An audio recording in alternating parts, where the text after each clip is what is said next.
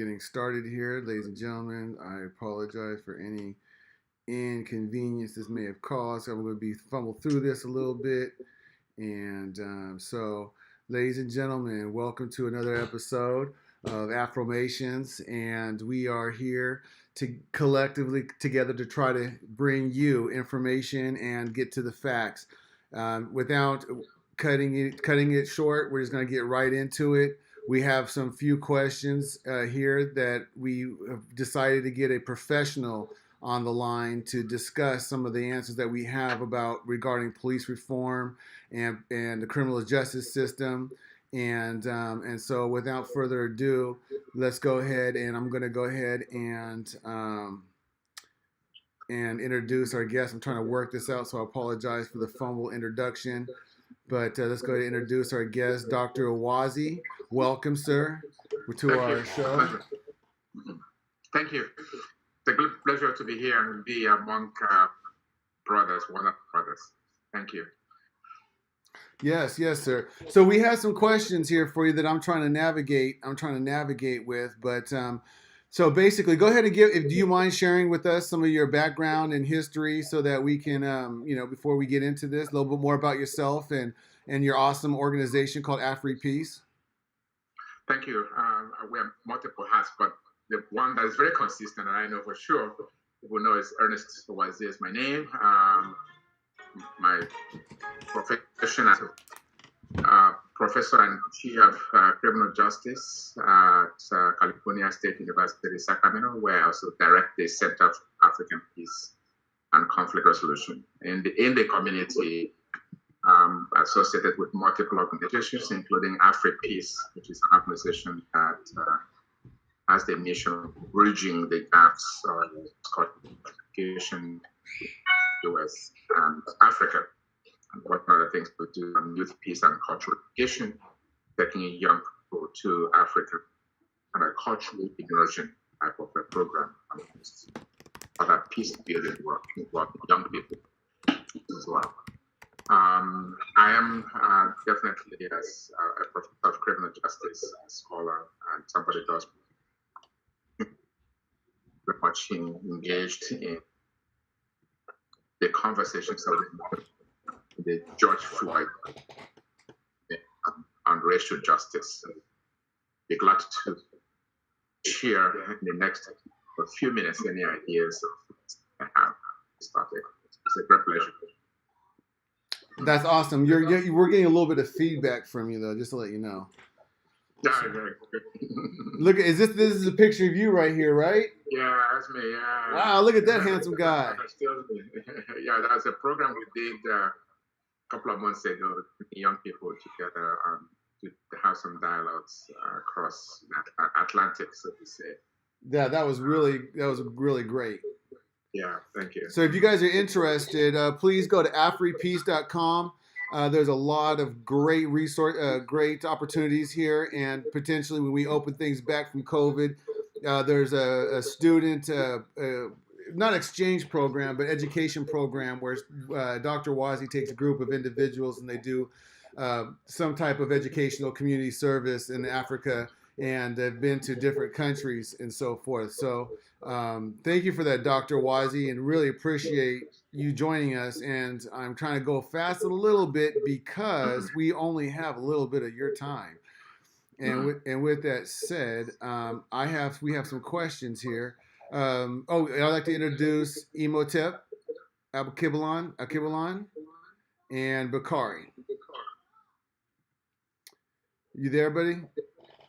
All right. So we have some questions here that we have set up here. I'm trying to figure out how to share.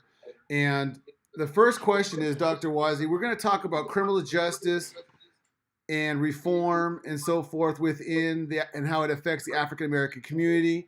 You are a professor.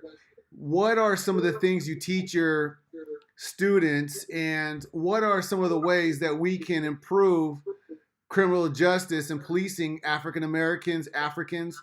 And I want to ask you, do you consider yourself African American first? But with that said, what are some of the topics you hit on and some of the pressing issues that you try to get across to your students?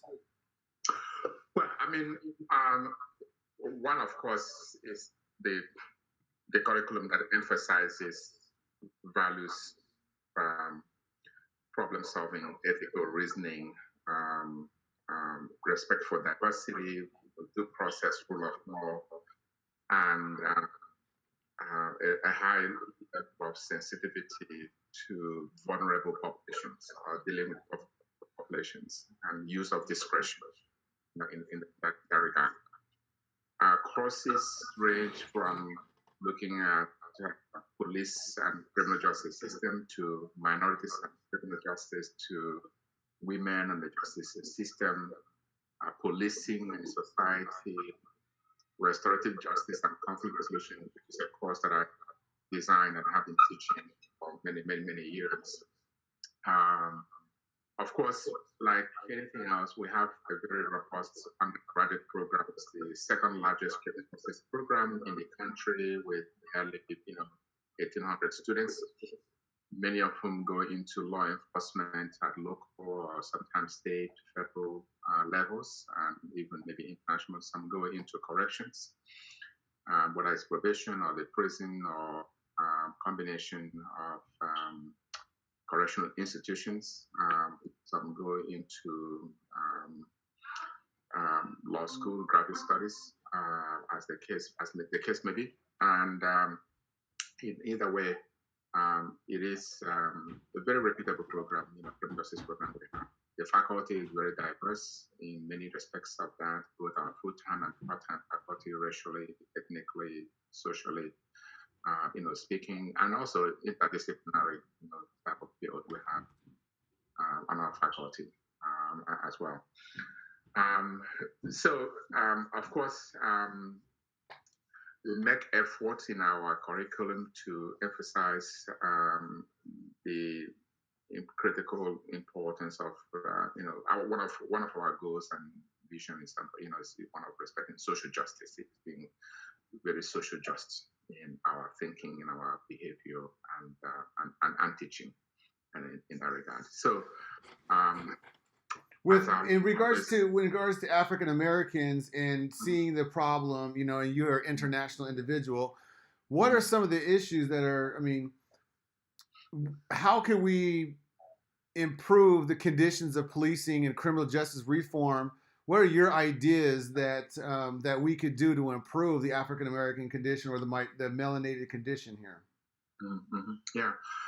I was going to make the point that despite how great and wonderful and we celebrate our program, so on and so forth, as I indicate my faculty, that's not enough. There's always room for improvement, and we continue to learn. We continue to engage our partners. We listen very carefully and attentively to the issues in the community, what's going on in the streets, and so on and so forth.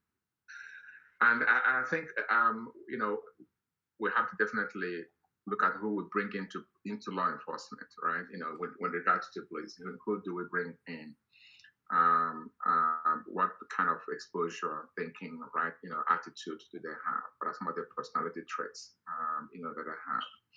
We also have to redefine or rethink critically what our vision or view of policing. I'm in favor of police that is based on community, that is on the community, one of partnership, one of mutual respect and engagement. And what it really means is that the police is as effective as the people that give authority to the police and how they function as partners in that endeavor in carrying out the roles and responsibilities of policing.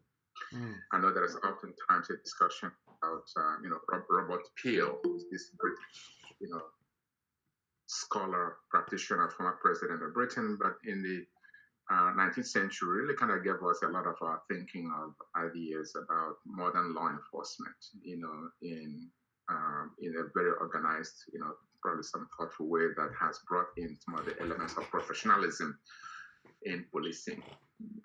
With Robert Peel's principles of law enforcement, and one of the things that he emphasizes in his thinking about policing is that the police are the community and the community are the policing. The only difference is that the police officer does the job full time. That is really incumbent upon every citizen, in a way.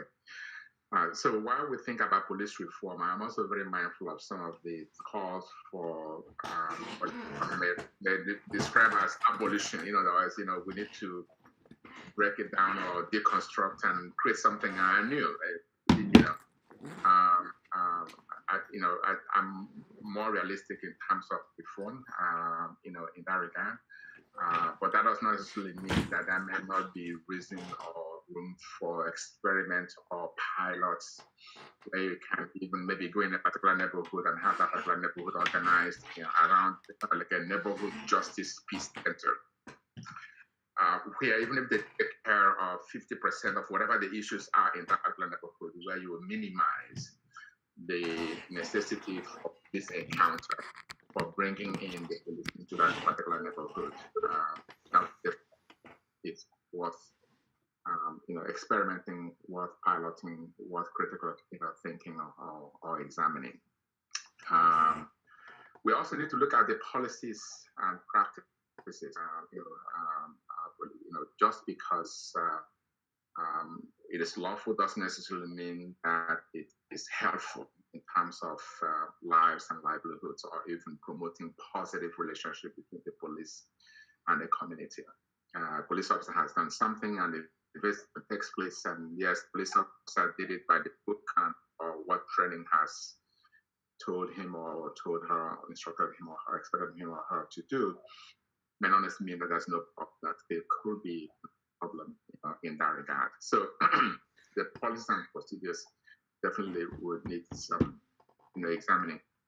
And the type of training that we provide our police officers is also important. I'm in favor of one that is emphasizes one of communication, conflict resolution, problem solving, much more than law enforcement, because really the real sense of things, 90% of police work is non-law enforcement. Anytime a police officer goes out on a 10 or 12-hour shift,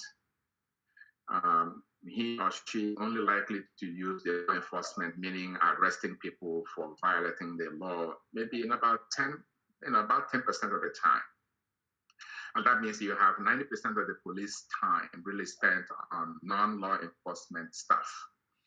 However, our training of law enforcement, unfortunately, although there has been improvement, is diverse. We tend to train police officers to be more of law enforcement 90% of the time, but actually the converse is what actually do, right? So we need to push a bit further and critically examine how much time we put into training police officers when they go through the academy, and not just the academy, but continuously, even after they come out and work, with regard to conflict resolution, problem solving, and conflict resolution. Because really, at the end of the day, most of police work is discretion, really.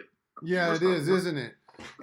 And so if it's police discretion, what do you think becomes the determining factor? Because it seems oftentimes that they decide they decide the fates of a lot of individuals, and based off of how they view them. Oh yeah, is there racism in policing? Oh sure. I mean, that one, you don't have to go far. Is it systemic? In my judgment, it is. Is it institutionalized? Yes, it is. It's the same problem we have been often confronting in the larger society. Police officers are members of the community, that part of the socialization experience. So it's likely they'll bring in some of the baggage and the history of policing in this country. Definitely is one of tension, especially as it pertains to the issue of race or Black folks. And is also one of, looking at power, the use of power, the exercise of power, no matter who actually has it, right? You're more likely to be the victim of abuse of power if you are not part of the dominant group or dominant class. If you happen to be from a vulnerable group or population. Yeah, so there's no doubt that racism factor into police officers' use of discretion or exercise of power. Um, Even though we can probably say it's not a majority of police officers, but it's still a majority that know who the bad guys are, and less likely to route them to come forward in many instances, no matter how much we try to change that culture in terms of who the bad guys are. So. Yeah, gentlemen, yeah, please go ahead and ask questions if you have any, or make some comments. I don't want to take over and be dominant in this.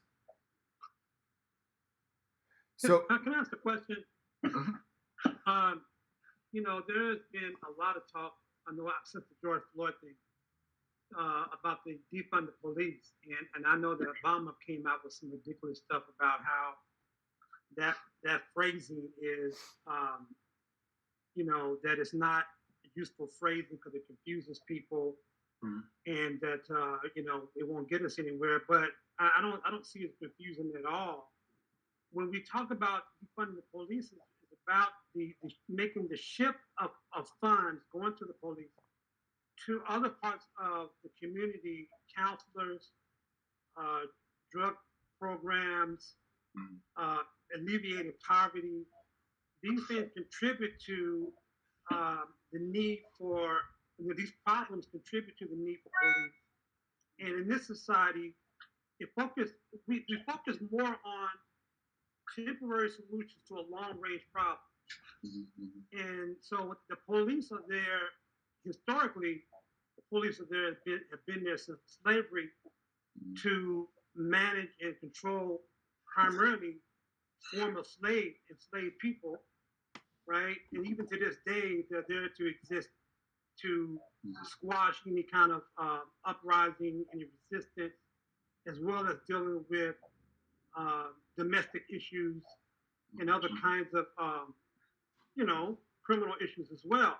But I'm saying, what do you think about this notion of defunding the police? Because I do think that we really have to talk about getting people to shift between a heavily police society to one of ultimately trying to end the carceral state.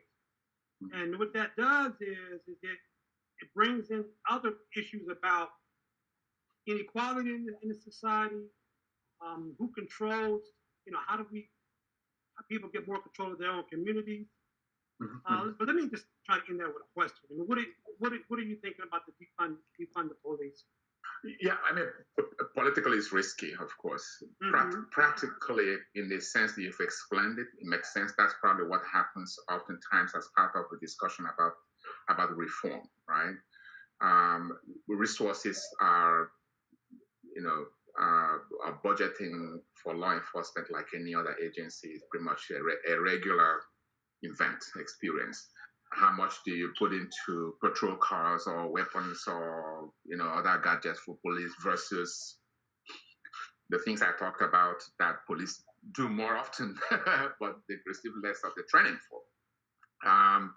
The risk I mentioned there in terms of the funding, of course, is one of politics, which I really would really be my area of of engagement. But I wouldn't say I have not had some conversations with some of our partners and friends, even in the local BLM movement in the Sacramento on that topic, or even on my campus for that matter, in that regard. If the funding practically means that we need to shift some resources away from the police or even other areas into more of social service type of response, which I think is what is happening or about to happen in Sacramento, right? If you talk to the Sacramento Police Chief, Dan Han, he will say, yeah, he's been calling, he's in favor of that. There are things that police of his men and women on the force may not be well equipped to deal with, but they are often to respond because there's not a person to try to handle that. So I'm in favor of, as part of that reform effort, to critically look at what police do, how they do it, and who else could do it better. In that regard. And with that said, I mean, I want to. I know I don't mean to interrupt if I'm interrupting at a bad time, but when we talk about good question, Bakari, because I also wonder, like, how do other countries how do other countries end up? How do other countries end up dealing with these policing issues? I was in Nigeria, Lagos. The police is a little different there, but I tell you what, somebody steals and someone steals and does something wrong, the community will come after you and they'll put you to the task. You know what I mean? So in other countries we have, huh? Yeah. So we have in other countries they deal with policing a little differently. We carry. They don't carry guns. They don't carry. We carry guns and we're militarized. And so, kind of in criminal justice in your classes, do you talk anything about kind of how other countries deal with criminal behavior? Oh yeah. We both our graduate and undergraduate program. We have courses, comparative criminal justice, and pretty much all of our courses do have some international perspectives, and our faculty members quite diverse people that have ethnic cultural origins elsewhere, in Asia, of course, Africa, and the Caribbean, and so on and so forth, as well as Europe.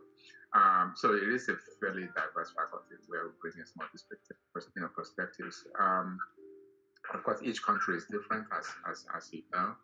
I think in our modern society, it's safe to say that every community does have, or maybe even needs, some form of policing.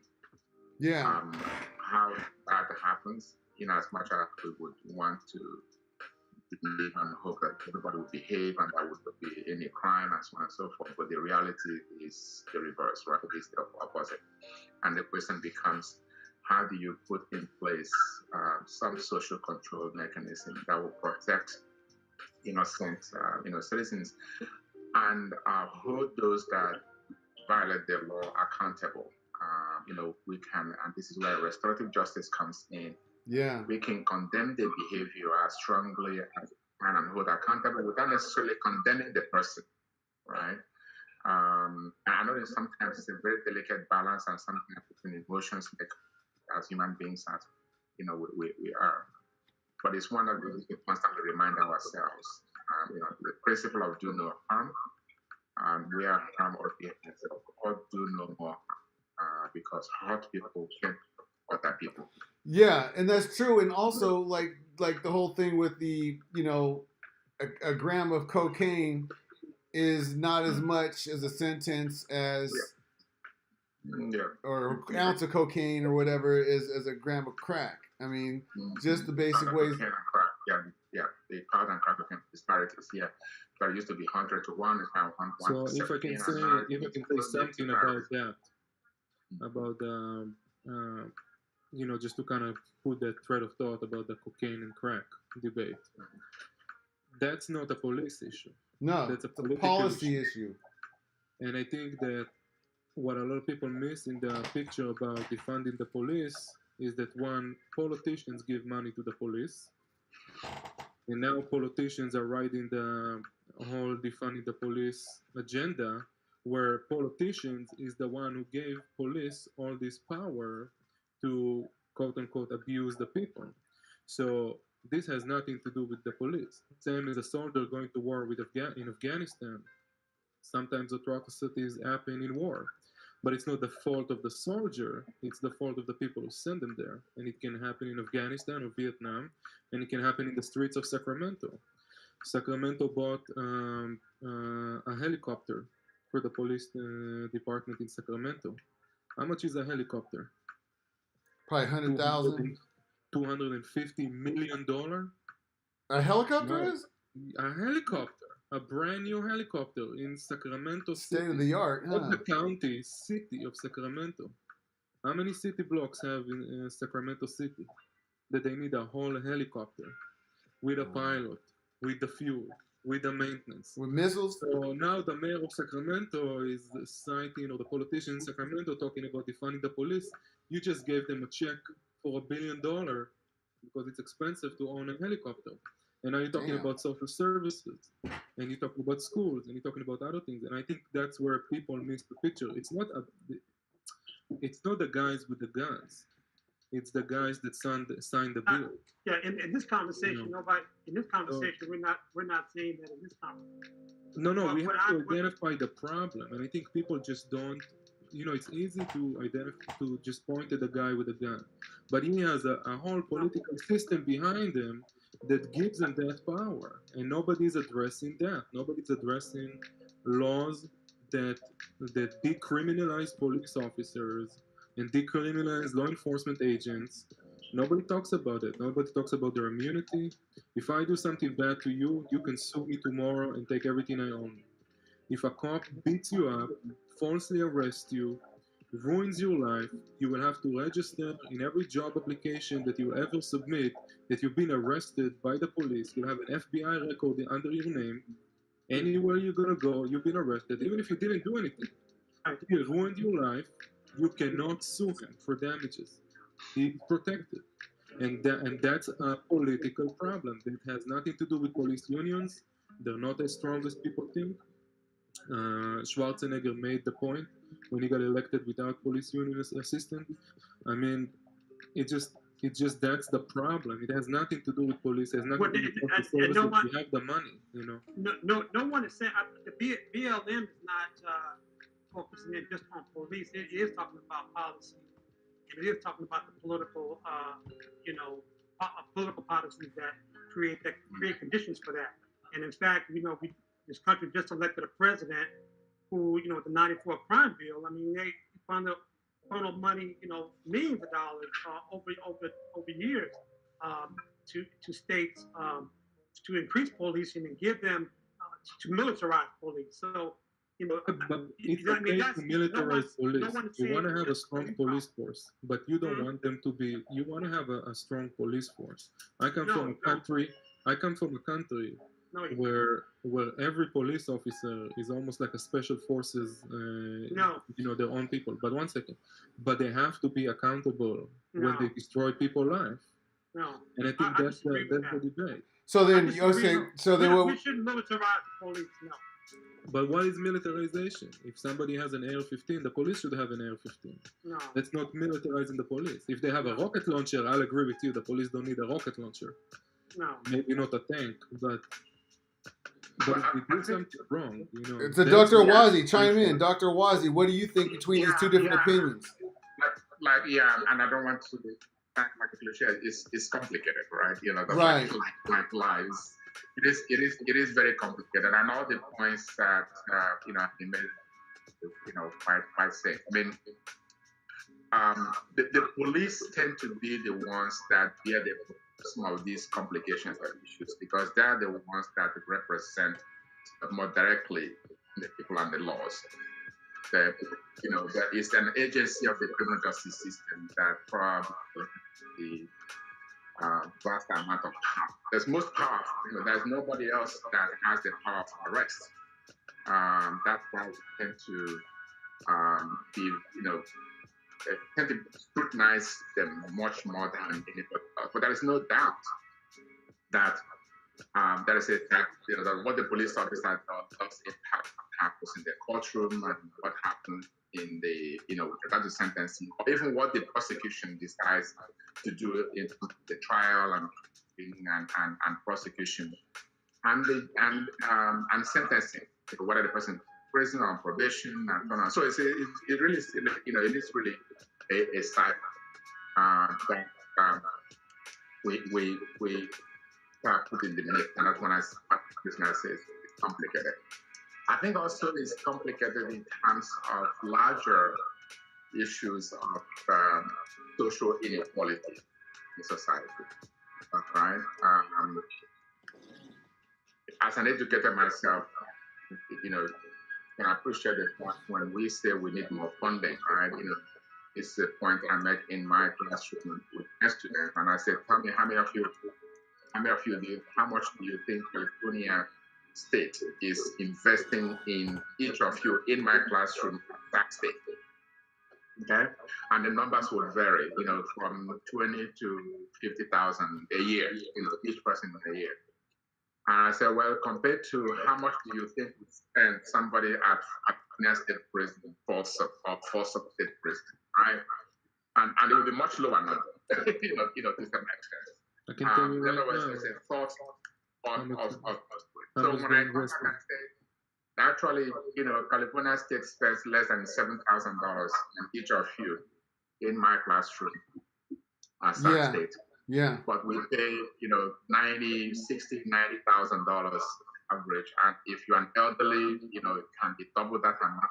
And if you have a chronic disease, it can be 3 times that amount, and so on and so forth. For somebody to be in a prison for 1 year, an amount that you can actually use to get 40 degree. And then when you come out, you have that amount of debt to worry about. Okay, so again, progress is being made. There used to be kind of inverse relationship between investment in education and prisons. But the last few years, there's been an attempt to try to correct it, at least try to have some equity, but it's still a long way to go. But we know for sure that education works. Yeah, right? you have to educate. Yeah, if we're able to put that money up, even though it may be challenging to some extent, it may mean more time spent up front, but it saves a whole lot of time down the line in terms of long term. It does make a lot of difference. So I do agree in terms of the policies, and I kind of ties into that.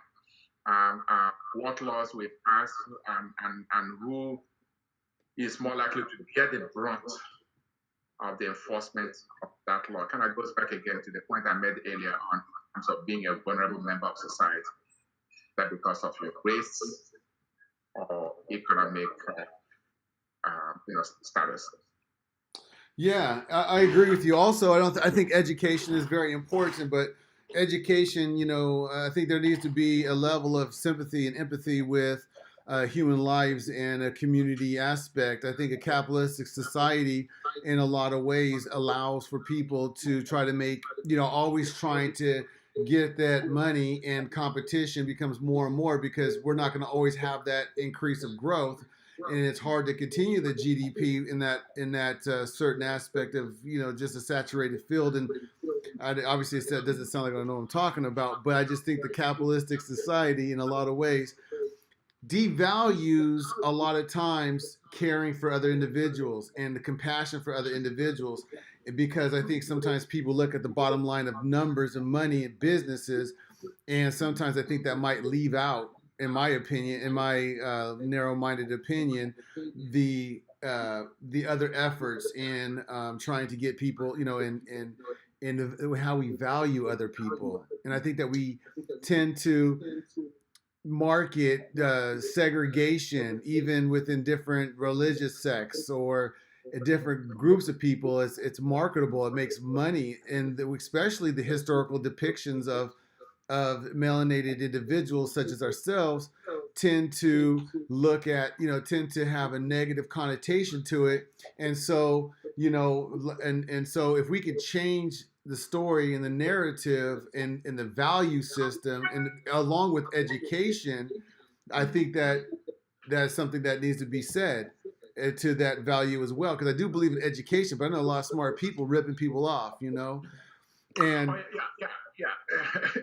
Yeah, education doesn't necessarily mean degree, though that's definitely one major marker of it. When I say education is for a good purpose, citizenship, positive, contribution to society, adding value to human existence and one's community in a positive way. Not so much in terms of miseducation, but really good education. I am also very mindful of how these things can play out in our communities, and this is why I made a point before when we talk about defunding or dismantling the police. What do we have in place? Who is more likely to suffer? Who is more likely to be more vulnerable? If that happens, right? I worry very much that it would impact heavily on those groups that are already bottom in many ways. That's why are being risky. We have a project going on now through the Center for Peace and Conflict Resolution on domestic, people of African descent. With COVID-19, it has added, the pandemic has added to another epidemic with regard to violence with regard to our people, coupled with racial discrimination and the heightened, the George Floyd moment that we are in, and oftentimes these things play out in homes, in families, and unfortunately, and we always have to be very, very mindful of the environment we are in, and we definitely continue to insist on fair policing or fair administration of justice. We should not in any way give up on that.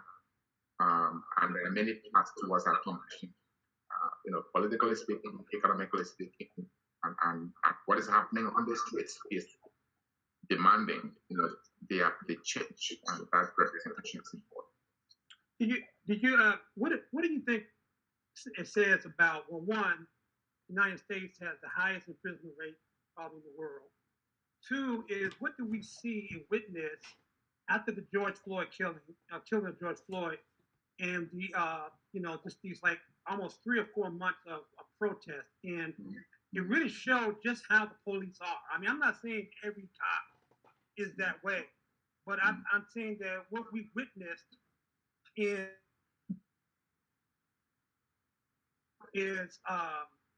just total police corruption, no accountability, and it is reflective of the kinds of inequalities that exist in this country. It's reflective of what Nathan was talking about, the capitalist infrastructure in terms of suppressing people, taking away democratic rights.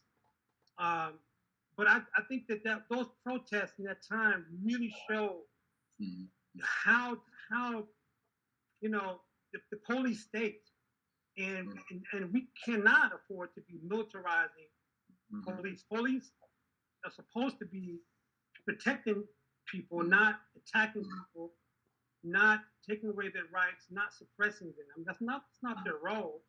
And we want to me, ultimately, we want to move toward a society in which there's less and less need for police. And I know people can't, in this country, are so far fucking gone that they can't even imagine that kind of thing.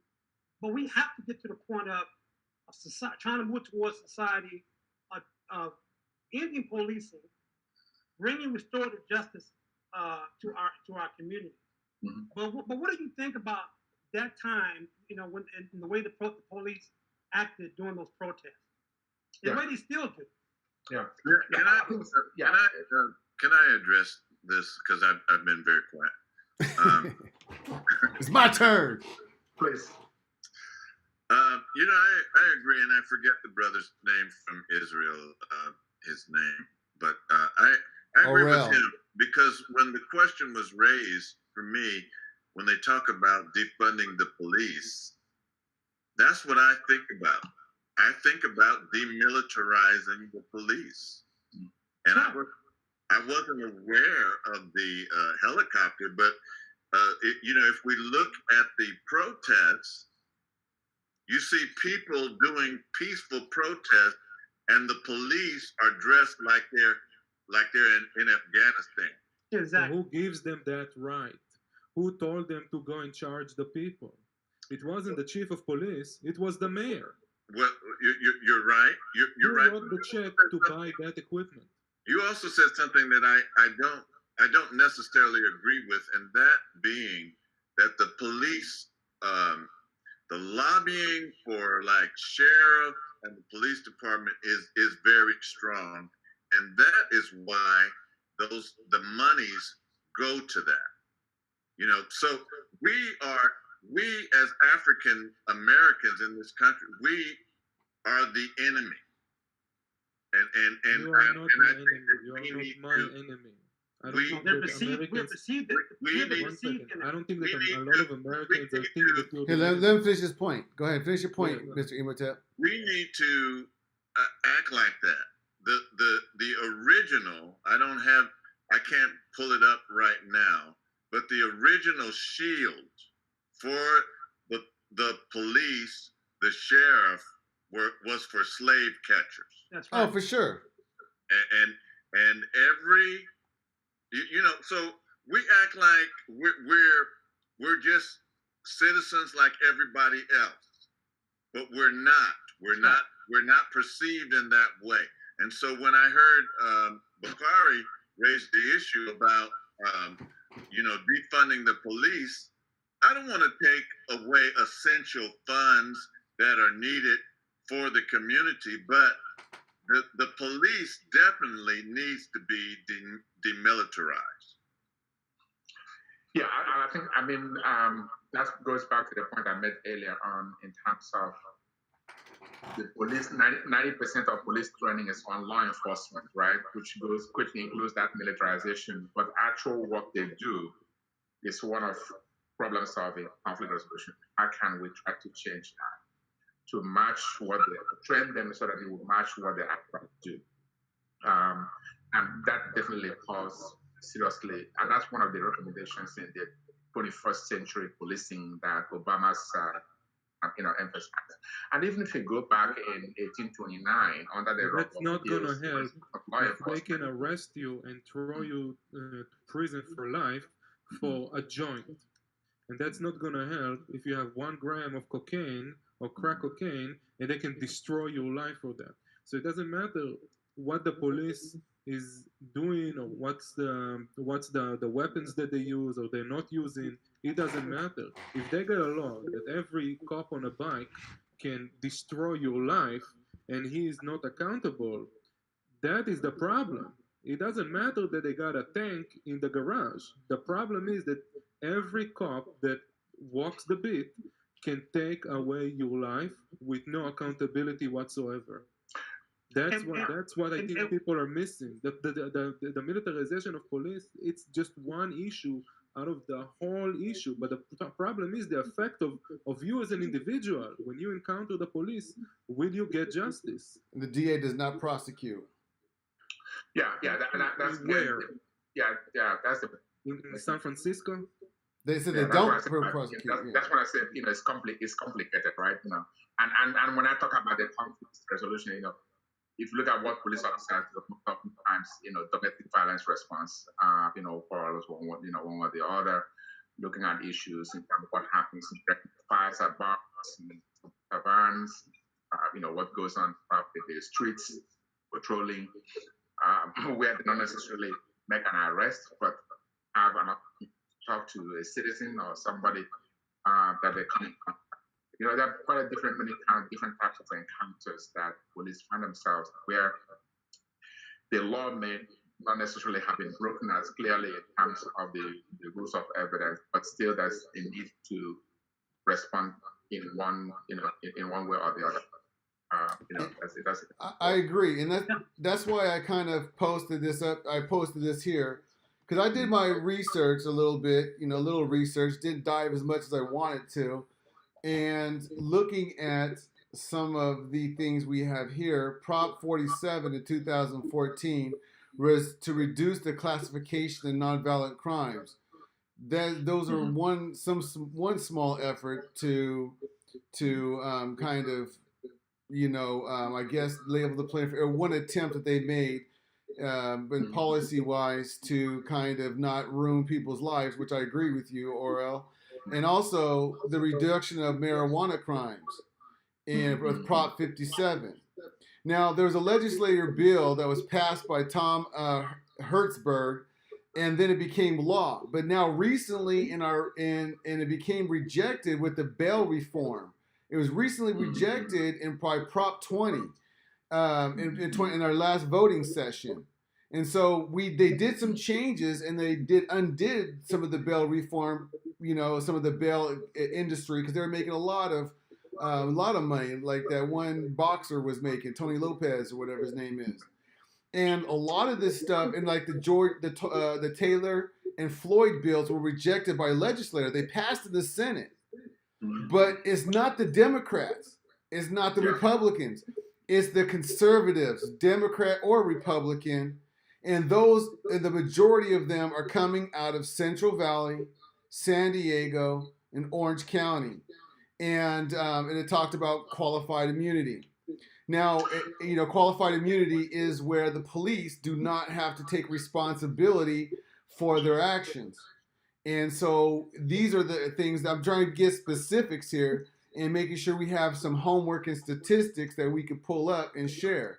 And then, brothers, if you have some statistics, I'll unshare my screen and you pop up some statistics and we can get down to more nitty gritty. Again, the DA does not prosecute. The city hires them taxpayers. Okay, if they do get lawsuits, the city's paying for it. We're paying for that. But who is the DA? Yeah. The DA is a politician. Sorry, and I have to. He is a politician. Go ahead. Join another meeting that's already in progress in a couple of minutes. A couple of things, and I would like us to continue this conversation. I really appreciate that. One thing, going back to the issue of community policing, I would want us to kind of think about maybe another conversation. What would that look like if those of us who are very engaged and interested in neighborhood organizing and public safety, what would that look like? If say, a section of Sacramento or neighborhoods, whatever that may be, organized and say, how can that community organize in a way that it can take care of issues without having to minimize the circumstances under which the police will be called? That I welcome that conversation. The second point is about the bail reform that didn't pass. The legislature passed it for what we felt in terms of the legislature. In terms of the proposition, the ballot. I don't think we should give up on that. It's a very progressive thinking. I was surprised that NAACP, at least statewide, as I saw the commercial, I haven't studied it, was opposed to it. And that may have, I don't know to what extent it contributed to the failure of that particular proposition. But it's a conversation worth having and hopefully re-engage and maybe address the different aspects regarding that. Yeah, there was another proposition that passed that allowed police to be able to vote after they've fulfilled their parole, which I think is progressive as well. And those Assembly member Kevin McCarthy has led quite a good number of in some of this initiative. California State Assembly. I was a guest on one of his Facebook chats a couple months ago. We will continue this conversation with you, Dr. Wise. We may go on a couple minutes after without you, and with to finish up a couple of points. I do plan on bringing some individuals who are specifically dealing with that have positions within the government who have direct influence on these policies and information. And I would like to learn more, and we'll invite you again next time. And I know you have another call, and thank you for joining us. I appreciate it. Always great seeing you, brothers. Thank you very much. Keep up the good work. All right. Thank you. Dr. Stay safe. Right. See, I think Dr. Wazee has we're on the right track with I don't know why the NAACP would have been against that. I'm at a loss because it seems like our black organizations are fighting each other. Political, and the people were getting paid off. That's why they were paid off, and so they went against the people. But I'd like to focus on what brother. What's your name again? Orel. OL. Remember the light of L. Remember the light of L. Light of L. Yeah. You know what? That is so true. What you're saying about the police, and I used to have these debates with a friend, and one of the things that occurred, during our discussions is that perhaps things should happen when these type of police brutality things come. That a police law enforcement would lose their license via the insurance. That there should be some type of penalty when you do that. And again, I have to say, when I watch these things, we are the enemy. You know, when you have like 6 guys on one person and he's choking him out, you know, just look at there's so many. I'm trying to remember. The brother at Fruitvale BART station. Mm-hmm. He was face down. He was handcuffed,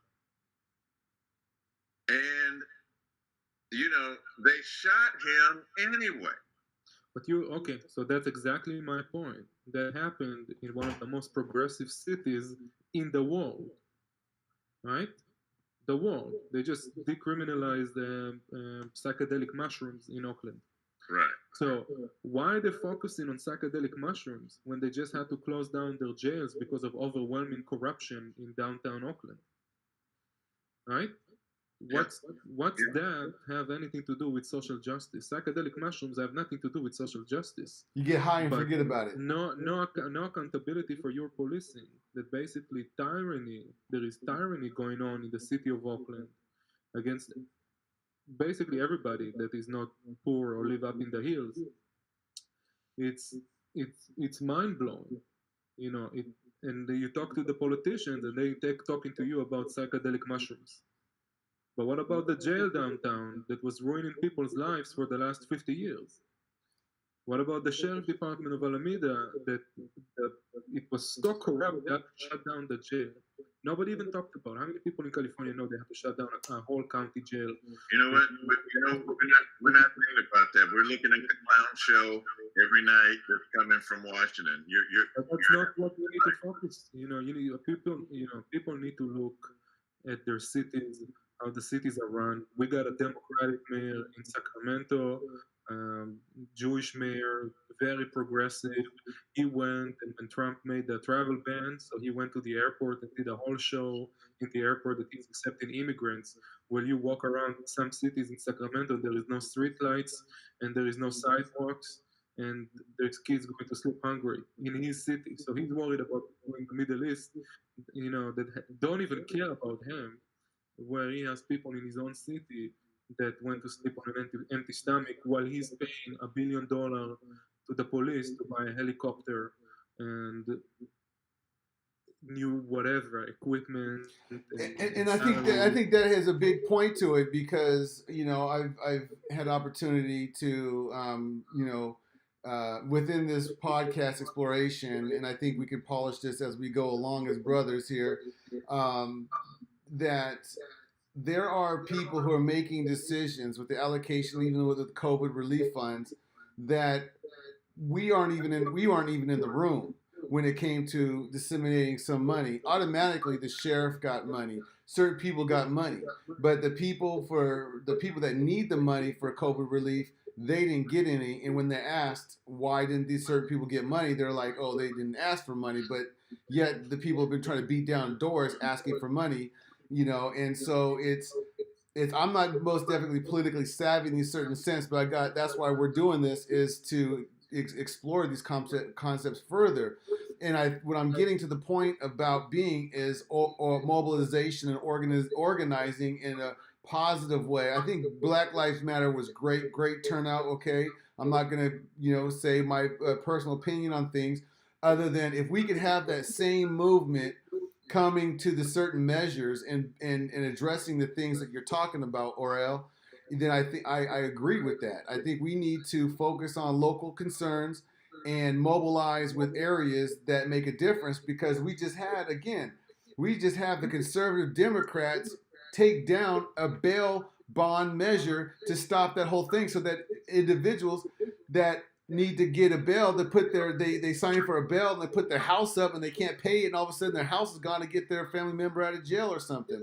And it's just another racket, and it's just another way, if they can't afford bail, they stay in jail. What happened to guilty until proven innocent? What happened to a trial? It seemed like the sentence already without even going to trial by being held within the prison. So, I mean, that's my 2 cents. I'm on my soapbox. I think that, because I have some history with Bakari, and I know that he's part of All African People's Revolutionary Party, and one of the things that they taught was permanent organization. We don't need to take our eyes off of the prize.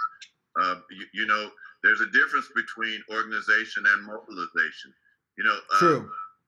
The Black Lives Matter, as well-meaning and as good intentions as they are, I saw them do something I just couldn't believe, and I worked down the street from it.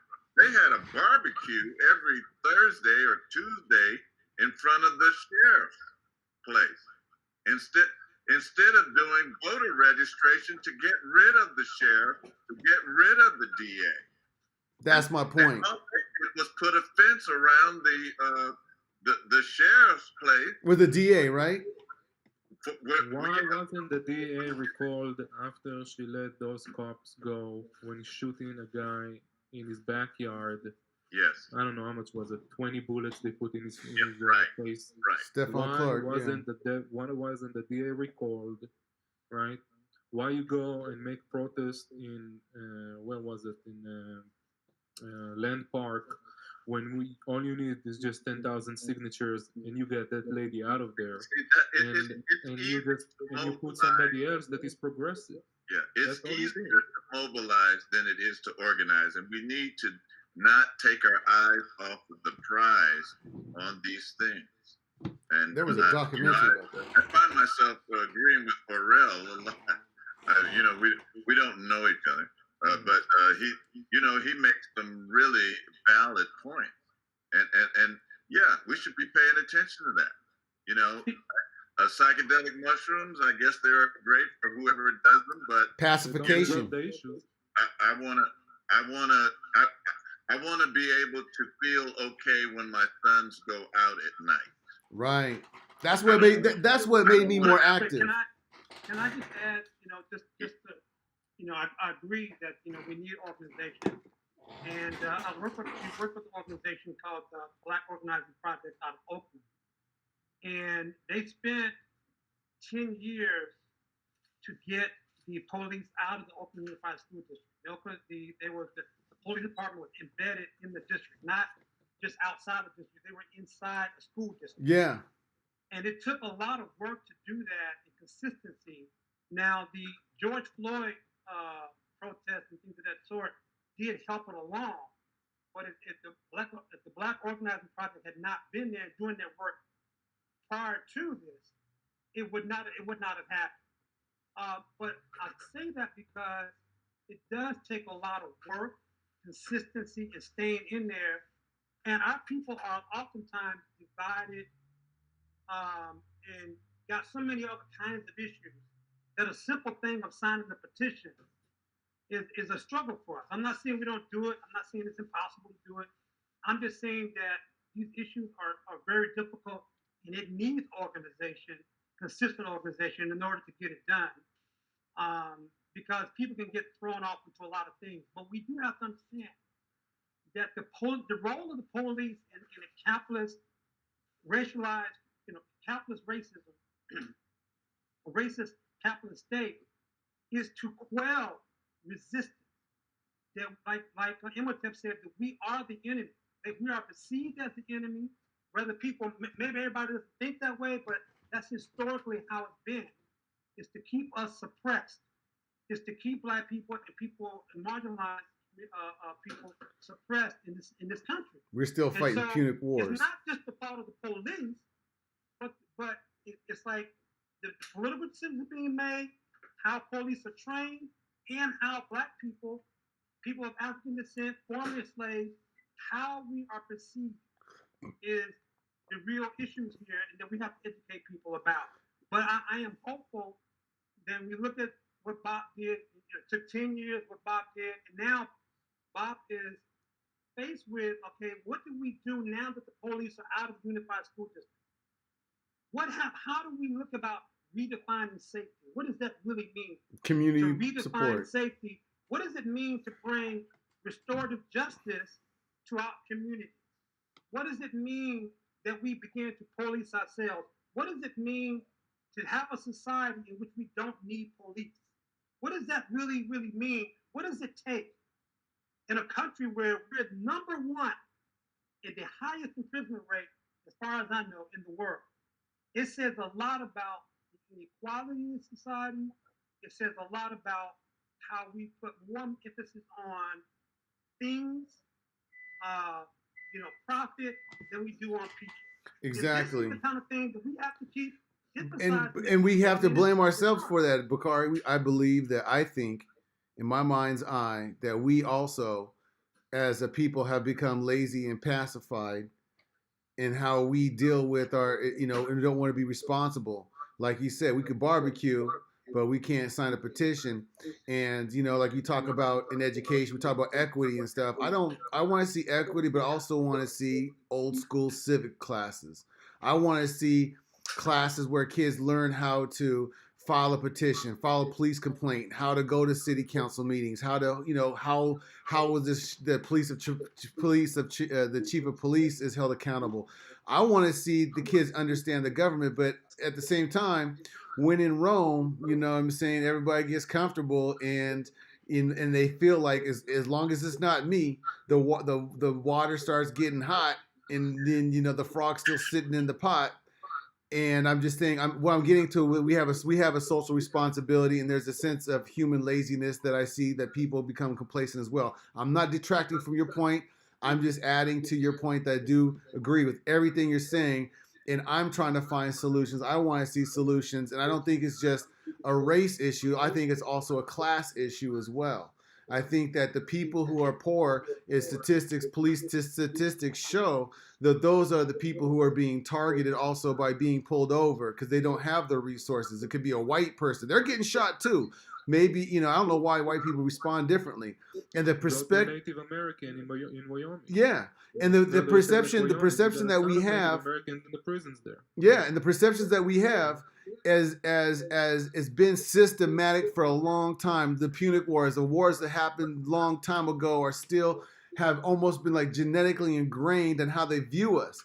And I'm doing a video, whatever. I'm looking and I'm showing the historical points of Christmas and where reindeer come from, which before that became the Krampus, which that where the black was a black Pete. You guys know it was Wart Pete, the black face. They paint him up in Norway, and this was a black people in Norway and so forth, and eventually became demonized. And this is how they see us when things are good and things are great, when they want something from us because they used to give us their kids, because the word slave comes from Slav. Then eventually things turned and it became very racial. And I think that race is non-scientific, and that is the issue. Is we have reference points within literature, religion, and also pseudoscience that become infrastructural reference points on how we view one another, because we say the sun sets or sun rises, but it doesn't move. But yet we have unscientific reference points in how we view each other, and I don't think it's healthy. Sorry, another soapbox. No, that's a good point. I just think that it's even the whole something that we perceive very simple. To sign a petition, to go vote.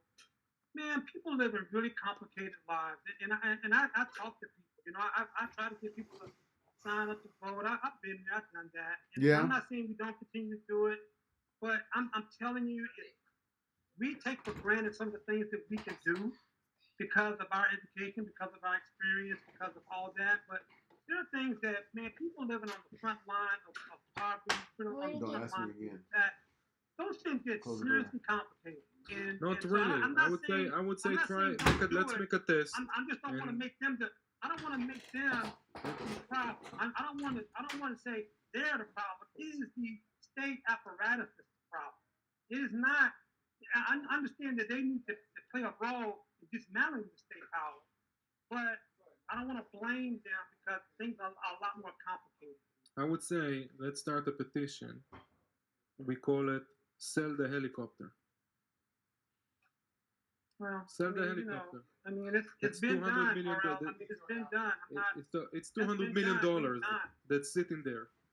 It's $200 million that's sitting there. We make a petition. Sell the helicopter. That's all it needs. And you start with a helicopter, and then you move on to other things.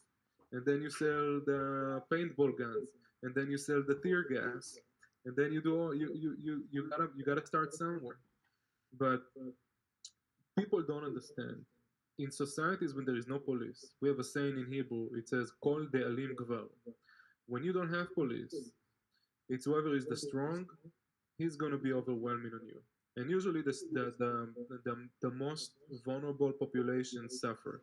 You see it all over the world: Africa, in the Middle East, Eastern Europe, South America, wherever there is no law enforcement, wherever there's no some I kind don't of think anybody's authority. calling for that. I don't think anybody's calling for that right But now. also, we talked about society without police here in this video. No, I'm saying is, what we're saying is, what is the society in which we don't have police to run the society, to run community?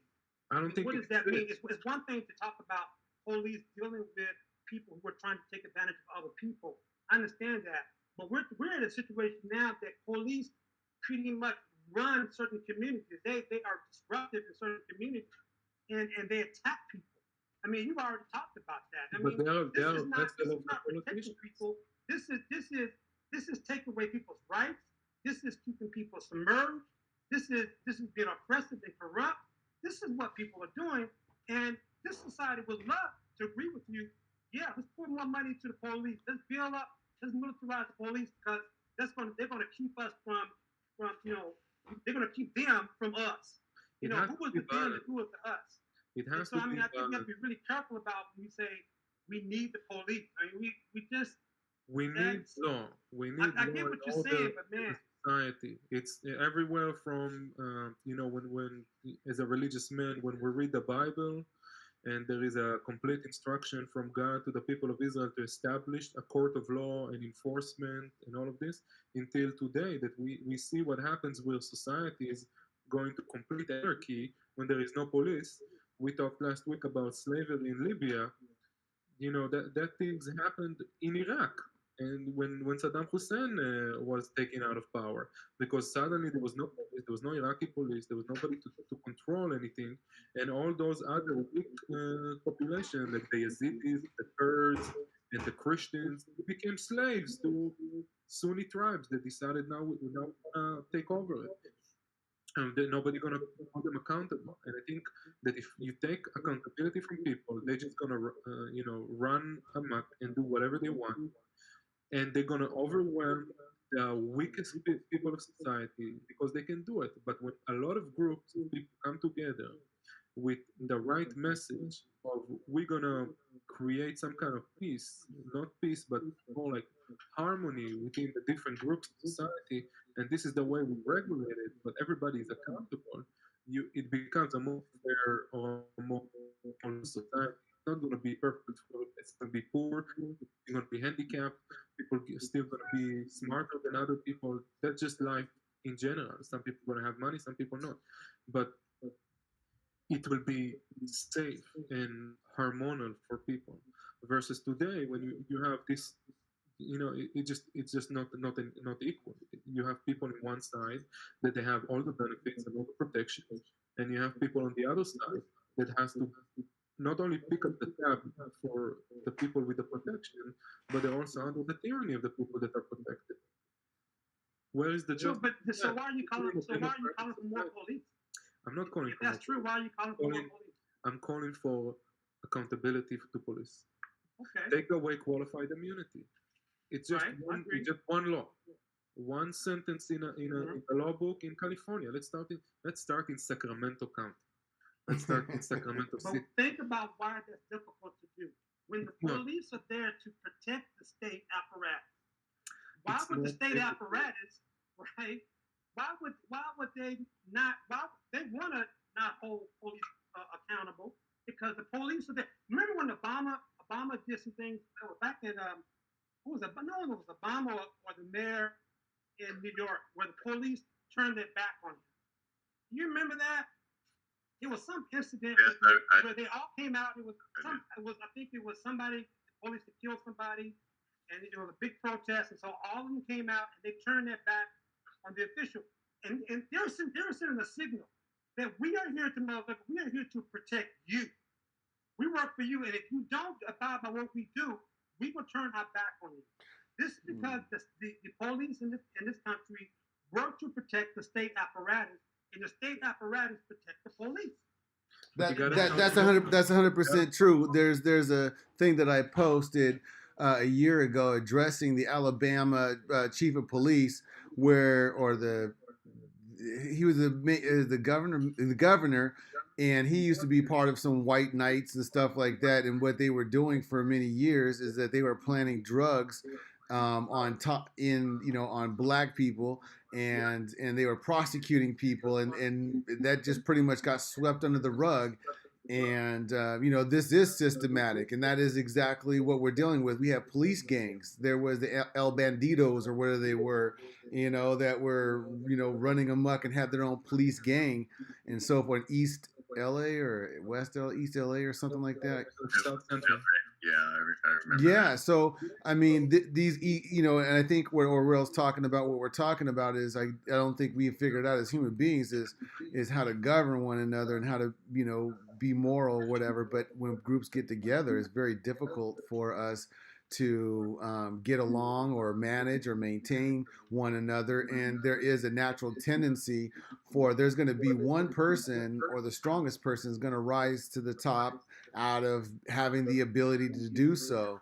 And oftentimes those individuals aren't going to do what's necessarily best in the best interest for the greater collective. So let me correct you with that. In a tribal society, that's not true. In a tribal society, usually the people that rise up and become the leader of the tribe, they're usually the best in the tribe. We can get many examples of that, and I like going home to the Middle East. When you look at countries that are very tribal, the countries are successful. When you look at countries that are very socialistic, like Yemen or but those are small tribes compared to, as the world grows and grows, then you have tribes upon tribes. Who's managing those tribes? A million people, but because it's one family and it's one tribe, and the leader of the tribe goes to the leader of the country, they work perfectly with each other, even though they don't have oil and they don't have, they have harmony within themselves. The leader of the tribe is usually from within the tribe, and he takes care of his people. I'm not saying there is no corruption and everybody's happy with what's going on, but if you are my people, I'm going to take care of you. And I think a lot of time in Western society is that we are not one people. Like there is no such thing as an American people. There's people in California, there's people in New York. So if they're not your people, they're going to get, like you said earlier, the Christians got taken advantage, became slaves. That's to the point I was making in reference to what you were saying earlier. Yes. So we have to find ourselves a tribal mechanism that the person who basically leads us, he sees himself as part of us. How do you do that in a multi-ethnic, cultural, religious society? Nothing to do with that. I just want to go back to that first thing that he said, that one sentence. No, really. Yeah. That's what it is. It's there is no repercussion for doing this to people, and that needs to change. And it goes beyond ethnic, it goes beyond tribal. But keep in mind, as the economy gets worse, this whole police thing is going to get worse. Exactly. It's just like chess. I'm sure all of us have played chess. And the object of the game is to checkmate the black king. Or the white king. Or the white king, yeah. No, the white king attacks first. Yeah. The black king is playing defense offense.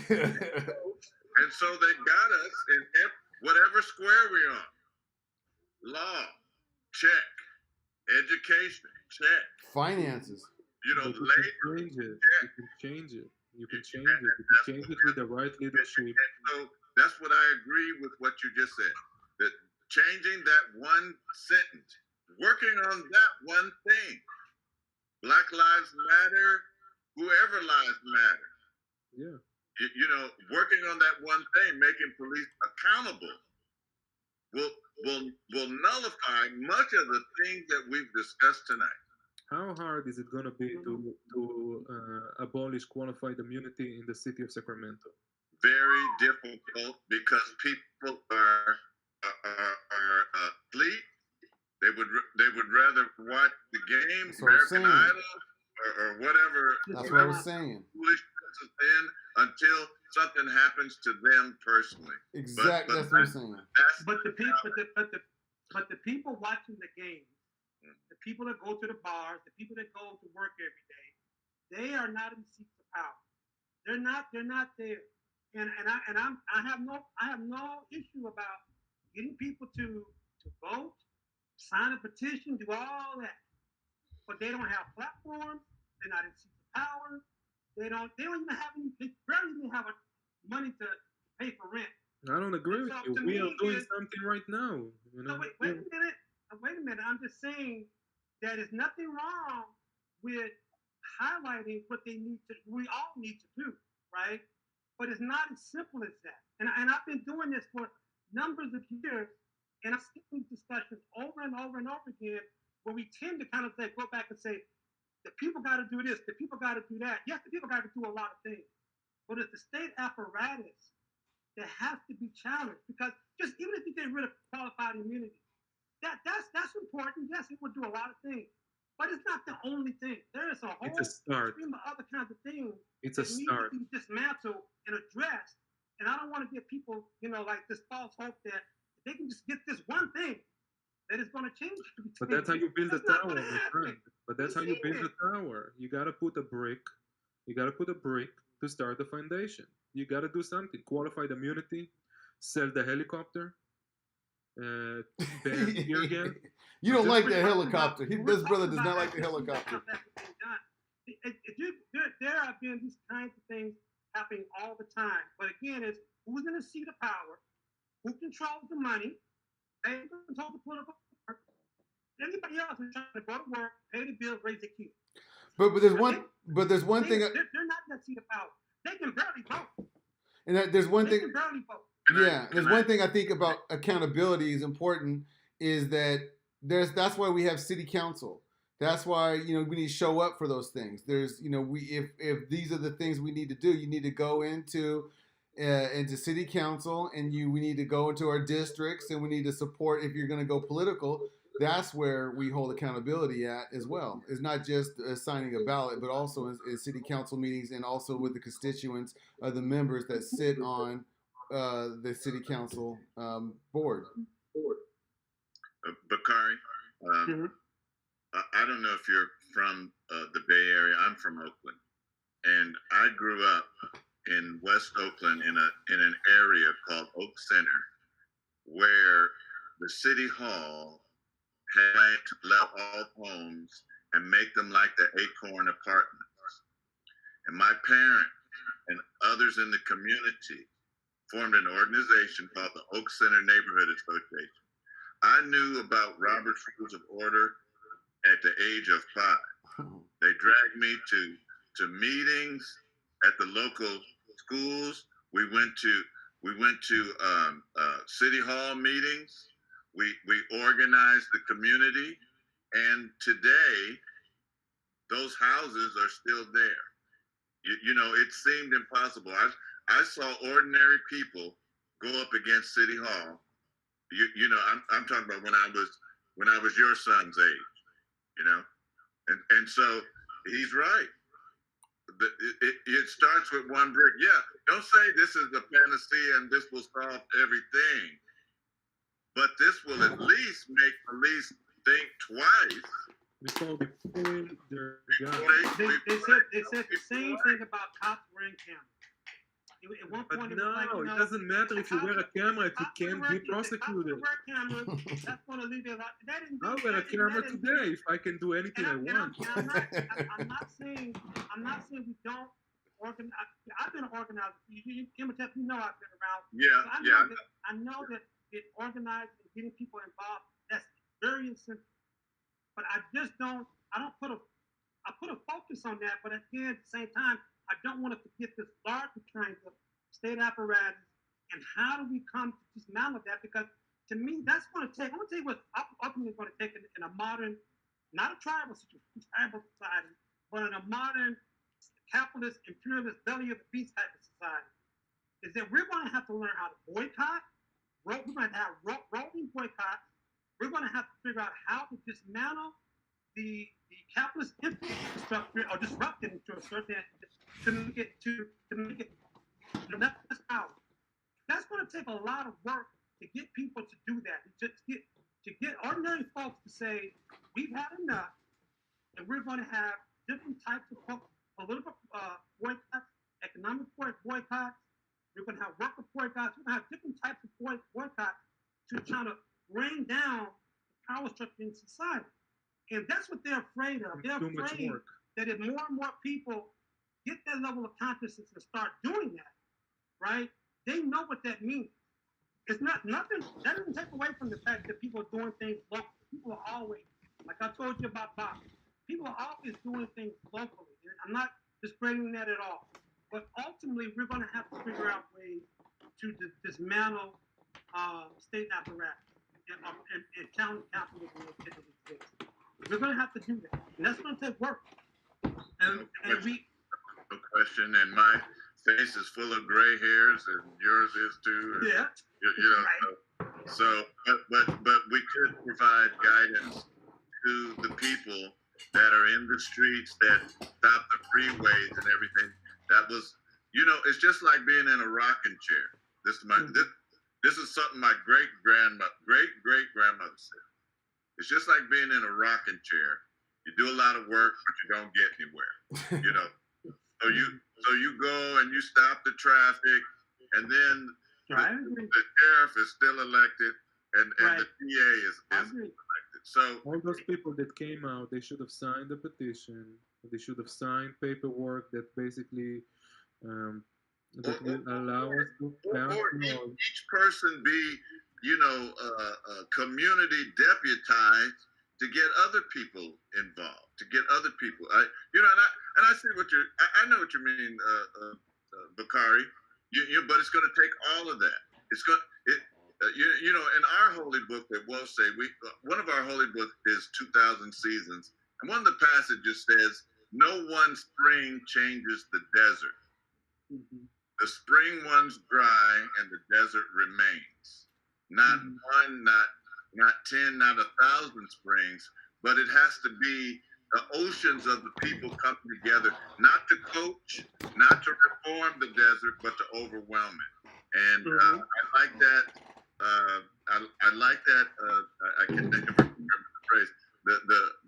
The immunity taken away from them, so they not just kill people with impunity.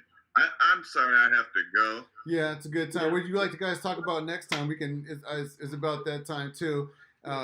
We have to get professional podcast microphones like Orel, because I tell you what, man, it makes a big difference. $29 on Maybe if I just put some earphones on, maybe that would be everybody. Better. It makes his voice comes out nice and clear. I just need you tonight. I'll bring it in. I'm gonna try it next time. What do you guys want to talk about next time? You guys want to continue the subject? I'm going to have to go, brothers, but I appreciate, you know, and you guys know where I'm thinking, you know. All right. Love you, man. Peace out. All right. Love you too. Live up. Love everyone here. All right. Live up. Yeah, what you guys want to continue? Peace out, brother. You guys want to continue this next time, the same kind of conversation? And what would you guys like to go forward from here and in the next conversation we'll have? I think we should talk about local solutions. Let's start something locally. Talk about what people can do in their own, you know, four walls. Then how they take it out from the city level to the county level to the state. You know? Okay, so we should. I don't know. You know, people here have much more experience than I. I just look at things, you know, working in the system, and I see how a small little law can affect so many lives. And I think if the people have the power to do that, we should take advantage of that power and say, okay, this is what we don't want. You know, when we don't want qualified immunity. Okay. What do you think? If it's not possible, it's not possible. But at least if we want that, we'll eventually get there. You know. What do you think, Bakari? What do you like to talk about the next subject, man? And also invite a guest, or let's talk about that in the text thread. Let's kind of strategize a little more on making this a better production. You know, that's what I'm focused on. What do you like to talk about, Bakari? No, we can keep the discussion on it. I want to do some reading I've done on ending the police state and what that really means. It involves, you know, getting rid of qualified immunity. That's true. But it's also, you know, it's much bigger than that. And I just think that we don't want to just get ourselves just talking about trying to narrow that down to one issue. I think that's not a good way of looking at things when we just focus on one issue, because that's where people get disappointed, because they think that this one thing is going to have this ripple effect on everything else, and some things do have a ripple effect. But right. I don't think that's the one. I think there's other things that have to be a part of that. Qualified immunity, definitely holding accountability, definitely needs to be done. But there's issues about economic inequality. I agree. There's issues about who has power, who doesn't have power. So, you know, anyway, I agree. Yeah. You know, I think we all agree, and I just think, you know, I know we talk about one solution for, you know, there's many different, there's, you know, in the hand, there's many different pathways one person can get to the hand. You know what I mean? Everybody, you know. So I agree with what you're saying. Maybe a bad analogy. You guys have good analogies. I got to read up on some literature to make better references.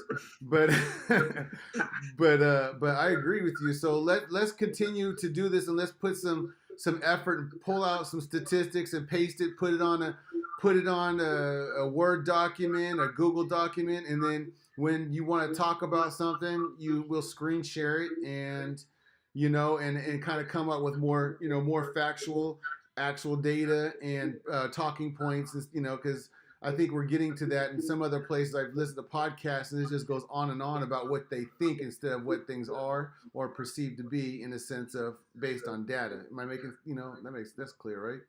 Yes. So okay, so I have a person in mind that I met that I think is very influential. He is a community. He worked in the mayor's office and stuff like that, and so I've got to put together an information sheet so that if we reach out to the I showed on the website, Dave, you sent me also somebody from the corrections facilities, and I talked to the lady, and I have to have an information sheet to organize so that if I want a specific district official or even the mayor or whatever, I have to have an information sheet for them to qualify to come on to be interviewed, to be on here. And I think holding accountability, I would like this attempt being an effort to start bringing people onto this platform and being like, hey, you know, why'd you buy a helicopter? $1 billion. Right? You know what I mean? So kids walking around with small shoes. Yeah. That's probably happened way back in '94 when they started, again, when Biden and them signed '94 crime bill, man, they sent out kind of military. But we're looking about in our city. Military weapons to local police, man. I mean, that's been happening for. But we have to. We have to look locally. We have to look at things locally. And yeah, see we do. What local issues that affects you, you know. Yeah. So okay, guys, let's stay in contact through. I'm gonna get to my kids. I got a major headache. Okay. Let's go ahead and let's try to communicate through the text string and try to pull this together. We'll bite Dr. Owazi back. He's from Nigeria, and you're from the Middle East. So we get a lot of different international ideas, and we're still trying to help bring those perspectives in, like you said, figure out what's going on locally. So. Let's continue these efforts, gentlemen. I appreciate your time. Thank you for joining us and being here and building this with me or together. Thank you very much. All right, bro. Thank you. Take care. Peace.